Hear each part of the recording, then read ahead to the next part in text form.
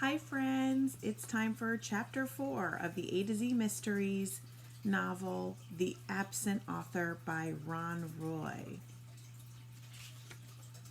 Chapter 4. Mr. Paskey shooed them out of the book nook and locked the front door. "I have to eat lunch," he said. He scurried down Main Street. "Come on," Dink said. "There's a phone in Ellie's diner." "Good. We can eat while you're calling." Josh stopped. "Who are you calling?" "The airport," Dink said, "to see if Wallace Wallace was on that 7 o'clock flight last night." They walked into Ellie's diner just as Jimmy Fallon and his grandfather came out.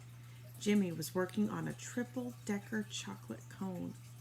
Ellie stood behind the counter. As usual, her apron was smeared with ketchup, mustard, chocolate, and a lot of stuff Dink didn't recognize. Ellie smiled. "Hi, Dink. Butter crunch, right?"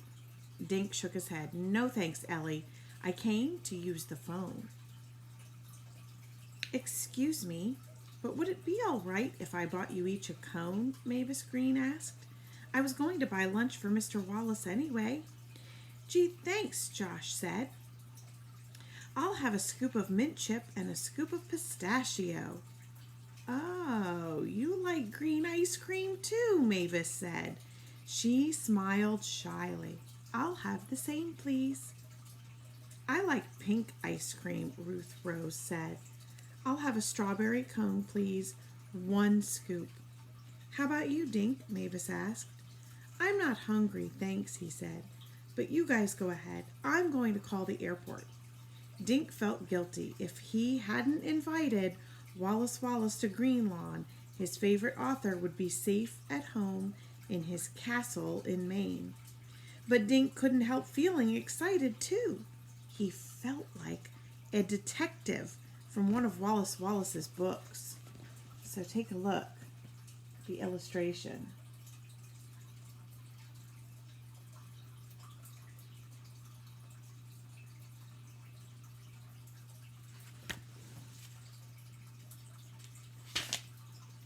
Dink stepped into the phone booth, looked up the number for New England Airlines, and called. When a voice came on, he asked if Wallace Wallace had been aboard flight 3132 last night. "He was? Did it land at 7 o'clock? Dink asked. "Thanks a lot." He rushed out of the phone booth. "Hey guys, they told me Wallace Wallace was on the plane, and it landed right on time." "So he didn't miss his flight," Ruth Rose said through her strawberry pink lips. "That's right." Dink pulled out the itinerary. He drew a line through airport. "This is so exciting," Ruth Rose said. "Now what?" Josh asked, working on his double dipper. Dink pointed to his next circle on the itinerary. "Now we need to find out if a taxi picked him up," he said. "Lawrence Taxi is over by the river," Ruth Rose said. Dink looked at Mavis. "Would you like to come with us? We can walk there in 5 minutes." Mavis Green wiped her lips carefully with a napkin. "I'd love to come," she said in her soft voice. They left Ellie's diner, walked left on Bridge Lane, then headed down Woodview Road toward the river. "Mr. Paskey looked pretty upset, didn't he?" Josh said, crunching the last of his cone. His chin was green. "Wouldn't you be upset if you had a bunch of customers at your store waiting to meet a famous author and he didn't show up?" Ruth Rose asked. "Yeah, but he was sweating buckets," Josh said. "I wonder if Mr. Paskey kidnapped Wallace Wallace." "Josh, get real. Why would Mr. Paskey kidnap an author?" asked Ruth Rose. "He sells tons of Wallace Wallace's books." "I don't think Mr. Paskey is the kidnapper," Dink said. "But in a way, Josh is right. Detectives should consider everyone a suspect, just the way they do in Wallace Wallace's books." At River Road, they turned left. 2 minutes later, Dink pushed open the door of the Lawrence Taxi Service office. He asked the man behind the counter if one of their drivers had met Flight 3132 at Bradley Airport the previous night. The man ran his finger down a list on a clipboard. That would be Maureen Higgins. She's out back eating her lunch, he said, pointing over his shoulder. Walk straight through. They cut through the building to a grassy area in back. Through the trees, Dink could see the Indian River. The sun reflected off the water like bright coins. A woman was sitting at a picnic table, eating a sandwich and filling in a crossword puzzle. Excuse me, are you Maureen Higgins? Dink asked.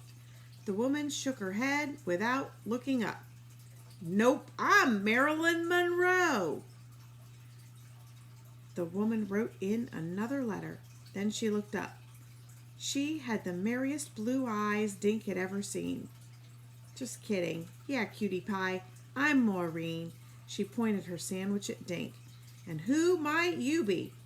I'm Dink Duncan, he said. These are my friends, Josh, Ruth Rose, and Mavis. We wondered if you could help us, Ruth Rose said. Maureen stared at them. How? Did you pick up a man named Wallace Wallace at the airport last night? Dink asked. Maureen squinted one of her blue eyes. Why do you want to know? Because he's missing, said Josh. Well, I sure ain't got him. Maureen took a bite out of her sandwich. Mayonnaise oozed onto her fingers. I know. We didn't think you had him, Dink said, but did you pick him up? Maureen nodded, swallowing. Sure, I picked him up 7 o'clock sharp. I was there with my sign saying Wallace. The guy spots me, trots over. I take him out to my taxi. He climbs in carrying a small suitcase. Kinda spooky guy. Dressed in a hat, long raincoat, sunglasses. Sunglasses at night. Doesn't speak a word, just sits. Spooky.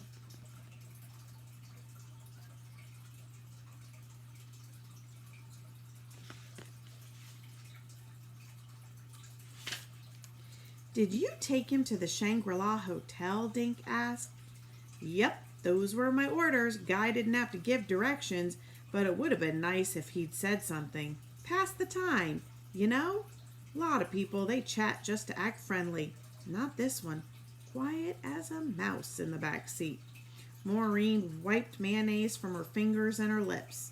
Who is this Wallace fella anyway? He's a famous writer, Ruth Rose said. Maureen's mouth fell open. You mean I had a celebrity in my cab and never even knew it? What happened when you got to the hotel? Josh asked. Maureen stood up and tossed her napkin into the trash. I get out of my side, then I open his door. He hops out, hands me a 20. Last I seen, he's scooting into the lobby. Dink pulled out the itinerary. He crossed out taxi with a thick black line. Then he drew a question mark next to hotel. Thanks a lot, Miss Higgins, he said. Come on, guys. I have a feeling we're getting closer to finding Wallace Wallace. Maureen put her hand on Dink's arm. I just thought of something, she said.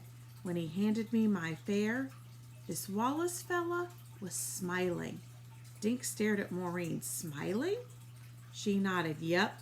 Had a silly grin on his face, like he knew some big secret or something.